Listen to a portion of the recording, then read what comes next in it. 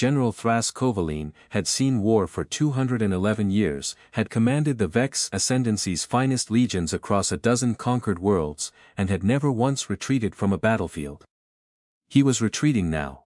"Pull back," he ordered, his voice cracking through the calm static of a command bunker that shook with every impact overhead. "All units, pull back to the second perimeter." His aide, a young officer named Serendal, stared at him in disbelief. "General, we outnumber them 9-1. Our scanners show barely 40 human combatants against our entire 3rd Legion."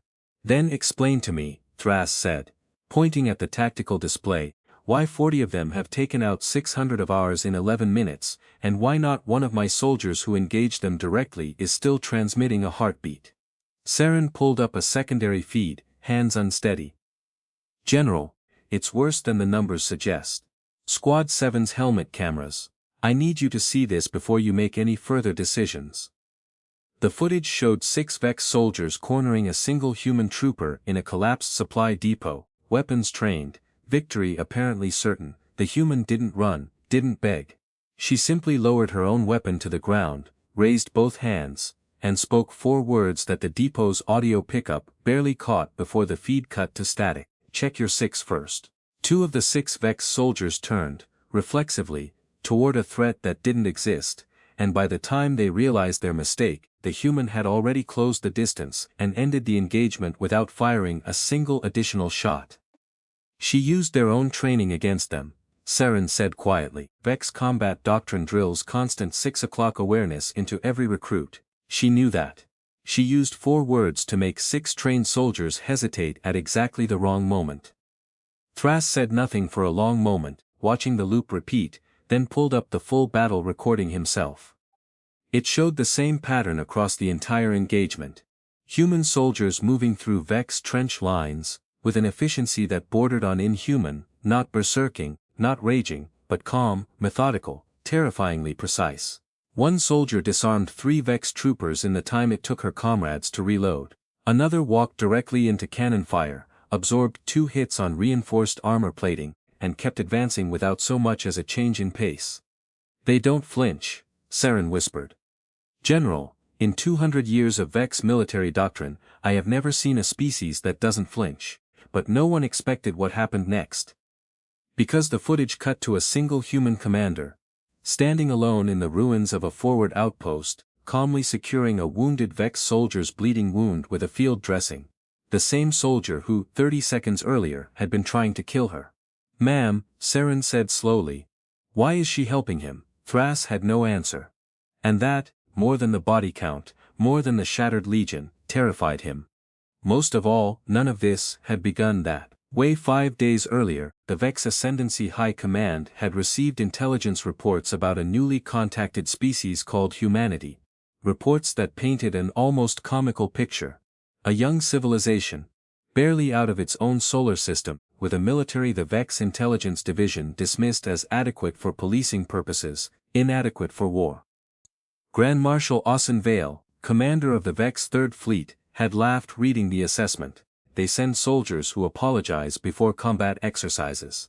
Soldiers who write letters home to their families. This is what we're meant to fear, what the intelligence report failed to mention, because Vex analysts hadn't dug deep enough to find it, was a specific classification within Earth's military structure known internally as Task Force Sable, a small, specialized unit drawn not from humanity's largest armies, but from its most psychologically screened, rigorously trained Special Operations Division. Soldiers selected not for aggression, but for something far rarer and far more dangerous in sustained combat.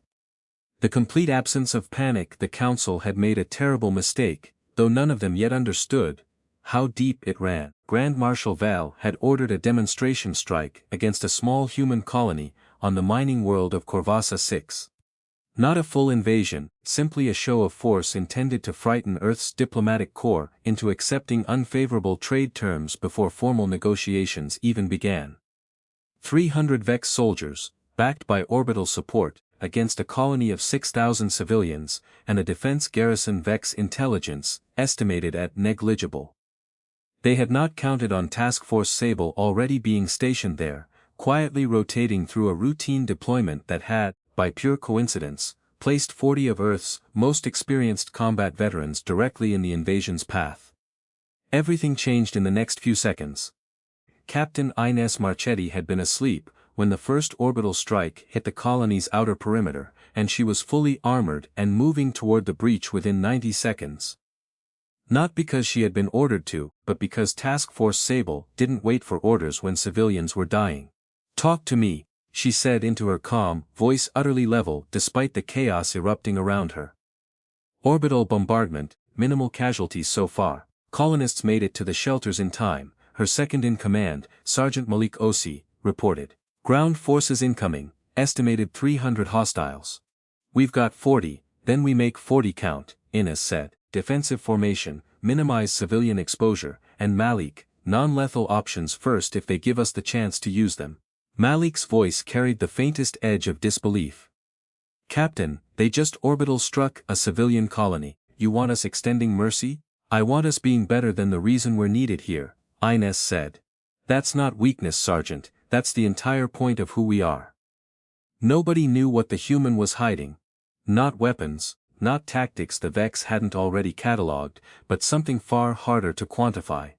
40 soldiers who had spent years training not merely to fight without fear, but to fight without losing themselves in the process. The Vex ground assault hit the colony's perimeter 11 minutes later, expecting the negligible resistance their intelligence had promised.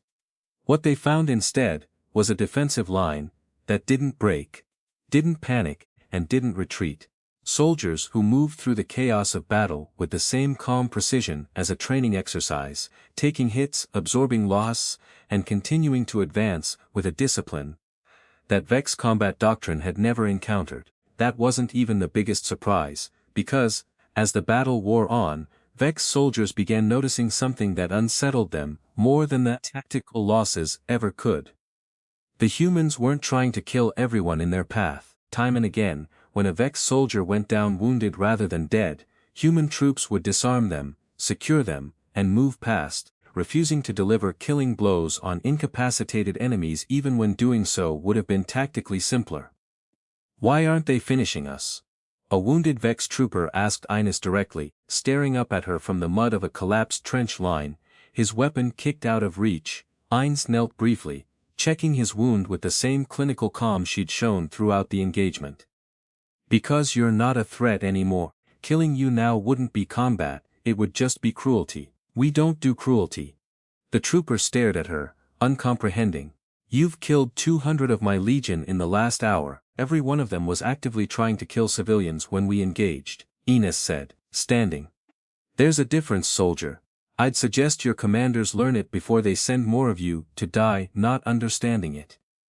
The trooper watched her walk away, favoring nothing, wasting no motion, and for the first time in his career, found himself wondering whether the stories his own instructors told about weak, sentimental species had ever been true at all. The truth stunned the entire galaxy. Though in this moment, it merely stunned a single wounded Vex soldier, watching a species his intelligence briefings had described as unremarkable, demonstrate a form of restraint his own culture had never valued highly enough to teach. Grand Marshal Austin Vale received the casualty reports personally, refusing at first to believe the numbers his own officers were reporting. 280 of 300 soldiers, either dead, wounded, or captured. 40 human combatants, 12 wounded, 0 dead. "This is impossible," Vale said, staring at the tactical summary. "Explain to me how 40 soldiers accomplished this against a properly equipped legion." His intelligence officer, visibly shaken, offered the only explanation available.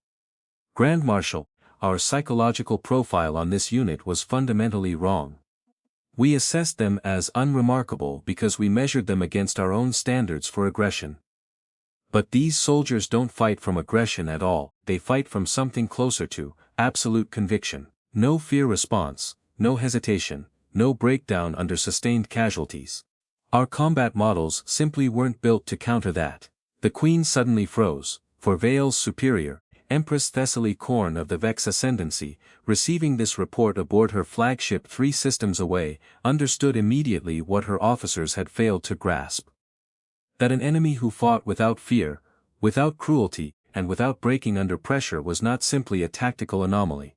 It was an entirely new category of threat that centuries of Vex military doctrine had no framework for defeating. "Recall the fleet," Empress Korn ordered. "All of it, immediately."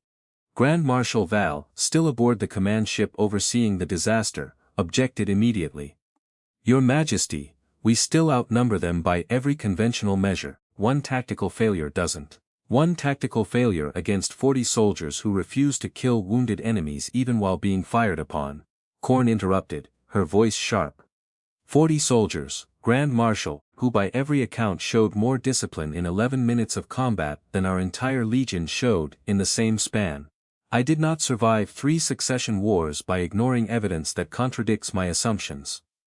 Recall the fleet. The princess had overlooked one crucial detail, for Korn herself had once been dismissed by her own political rivals, as too cautious to rule, too willing to reconsider strategy, mid-conflict, rather than commit blindly to a failing plan. It was precisely that trait, so different from Vale's rigid confidence, that now recognized in humanity's restraint, a threat far more dangerous than raw aggression could ever be. 3 days after the battle, Captain Ines Marchetti stood in the ruins of Corvassa Six's outer perimeter, overseeing the transfer of Vex prisoners to a neutral medical station under formal ceasefire terms. Neither side had expected to be negotiating so soon. Grand Marshal Vale himself had come to oversee the exchange personally. A gesture of respect, though he would never have used that word aloud. "Your unit didn't fight like soldiers," he said, watching as Ines helped a wounded Vex trooper onto a medical transport with the same steady care she'd shown throughout the battle. "You fought like something else. Something my officers couldn't classify." "We're called Task Force Sable," Ines said. "Special operations, selected for our ability to function under sustained combat stress, without losing our judgment." "Your judgment," Vale repeated, something almost bitter in his tone. "You killed 200 of my soldiers and call it judgment. I call it the difference between fighting a war and committing a massacre." Ines said, meeting his gaze without flinching. "Your soldiers came here to terrorize 6,000 civilians into a trade agreement. We stopped that. We didn't do it with hatred, Grand Marshal, and we didn't do it with cruelty toward anyone who stopped being a threat. That's not weakness. That's the only thing that makes what we do defensible at all." Everything changed in the next few seconds. Not through violence this time, but through the quiet weight of Vale's silence, as a general who had spent 2 centuries believing strength required ruthlessness found himself unable to argue with a species that had proven, decisively, that it required neither. He turned away without another word, and for the first time in 211 years of service, General Thras Kovalainen did not know what to write in his official report. The story of Corvassa Six spread through Vex territory within weeks, then through Allied networks within months, growing into a legend the Ascendancy's own propaganda ministers struggled to contain. Not a story of human savagery, as Vale had initially feared it would become, but something the galaxy found far more unsettling, a story of restraint so absolute, so unshakable under fire, that it terrified older powers more thoroughly than raw aggression ever could. Empress Thessaly Korn would later remark, in a private diplomatic communication that eventually became public record, that the galaxy had misunderstood humanity's warning. "From the very beginning, they called us psychopaths, because we didn't break, didn't panic, and didn't hesitate." Ines Marchetti wrote in her official after-action report, the closing line that would eventually circulate among Earth's newest allies as something between a warning and a promise. What they never understood is that discipline without cruelty isn't the absence of humanity. It's the only version of strength that ever deserved the name.